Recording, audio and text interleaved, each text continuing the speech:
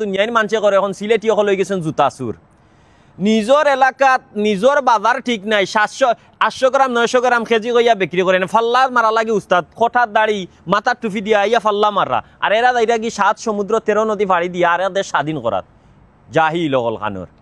অত বড় ফুকর ফাটা একজন মানুষে একটা ব্যবসা খাড়া করতে কত বছর যায় আউ যে বেটার ব্যবসাটা ভাঙ্গিয়া চুরি করিয়া আল্লাহ আল্লাহ জাহিল হল খানোর আমি মনে করি অতি দ্রুত যে মানুষগুলা এর সাথে জড়িত এরা স্বাস্থ্যের আওতায় আনক দরকার পড়ে এদার জায়গা সম্পত্তি বিক্রি করিয়া হইলেও যারা ক্ষতিগ্রস্ত হয়েছেন এরার ক্ষতিপূরণ দেওক আদারওয়াইজ সরকারে এরার ক্ষতিপূরণ দেওক এটা সরকারের দায়িত্ব আর আপনার আশেপাশে যদি জানেন এরকম কোনো জুতাচুর আছে আমি মনে করি আপনার ইমানই দায়িত্ব এরা পুলিশও দরিয়া দেওয়া কারণ এটা যদি দেখাইতে না পারো পৃথিবীতে কোনো দেশ বাংলাদেশে এই ইনভেস্টমেন্ট করা যাইতো না এই সুর দেখাইতো কল দ্বারা এই দেশটা এত ফিসাইয়া প্রতিটা সেক্টরও হালাইন চুর নিজের দেশ ঠিক নাই তোমরা আর দেশ স্বাধীন করিয়া বালছিড়ি লিবানি বেড়াই নিজের বাজার ঠিক নাই ভূমি অফিসও গেলে চুরে ভরা হসপিটাল গেলে চুরে ভরা ডাক্তারও গুণ চুর যত সময় ফেট খাজি না বাচ্চা বা করতো নাই সব জায়গা সিন্ডিকেট সিলেট উসমানী মেডিকেলে গেলে মানুষ রাস্তার থাকতে হয় টেকা দিতে হয় ঘুষ দিতে হয় সুদ দিতে হয় নিজের দেশেও আগে জিহাদ করো বাদে অন্য দেশে যাইবাই নেই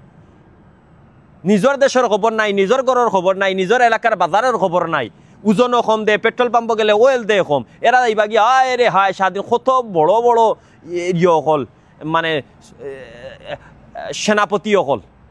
নিজের দেশে 17 বছর 16 বছর মানুষে হয়রানির শিকার হয়েছে নির্যাতনের শিকার হয়েছে কোনো একটা চিন্তা পারছে না কেউ বাল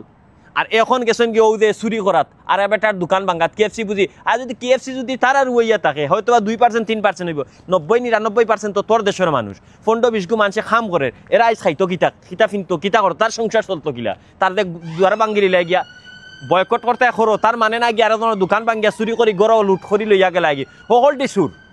বাংলাদেশের যে সেক্টর যাইবা সব জায়গা চুর এই দেশ কিলা ভালো হইব যেত জায়গা যেত সেক্টরের সবগুলি চুর যেন যাইবা সাধারণ জনগণ চুর সরকারে কি বাল ছিড়ব আমারে বুঝাও চাই ও যে সিলেটের যে ঘটনাটা করলো মানুষে ও যে অন্য ও দেশেও মানুষে আমার লগে কাম করে কয় বেড়াই তোমরা সিলেটি অত নিশুনি বেড়াই আর কিছু জুতা চুরিত লাগিয়েছ নি তোমরা কিতাত বালর 2 নম্বর নন্দনী আসলে তো বাস্তব তো ওটাও এটা অত্যন্ত শেমফুল একটা জিনিস আমি মনে করি এরা যত তাড়াতাড়ি গ্রেফতার করইব আর শাস্তির আওতায় আনব সিলেটি হলের একটু সম্মান ফিরিয়ে আইব আর নাই সারা জীবনকে লাগে সিলেটি হল কলঙ্কি রইবা যে আইজ নিজের দেশের কুচ্ছু না কারণ 7 সমুদ্র 13 নদী ফাড়ি দিয়া সৌদি দুবাই কাতার তার কি তারা বাল সিরিয়া কুচ্ছু করতে পারে না তুমি তার খাইতে পারে না ফকিনি রুবাই নিজের গড় ঠিক না তুমি যাইবা কিনে অন্য স্বাধীন করাত ই দেশও তো মানুষে প্রটেস্ট করে না কেউ গিয়া বিল্ডিং আঘাত করে তুমি প্রটেস্ট করো তুমি প্রতিবাদ করো এর মানে না তুমি তোমার দেশের সম্পদ নষ্ট করিয়া তোর টেকা দি কোকাকুলা আঞ্চল বেড়া তুই আনি এইগু ফানিত পেলাই দিলে ইগুর কোনো মানে আসেনি তোর টেকা নষ্ট তুই কুলা খাইতে না বয়কট কর তুই লইস না লইয়া আনিয়া ইগু বুঝি ফানিত মাটিত পেলাইলে এইগু বুঝি প্রতিবাদ এটা তো হইলো অপচয়কারী শয়তানের ভাই আরে অপচয় করে আর তোর দেশে কুকাকুলা গেলে সারা কিটা তার ফসানি তোর দেশের সম্পদ ওইটা তোর দেশে আরেকটা জিনিস ওলা উৎপাদন কর বাদে এইটা বয়কট কর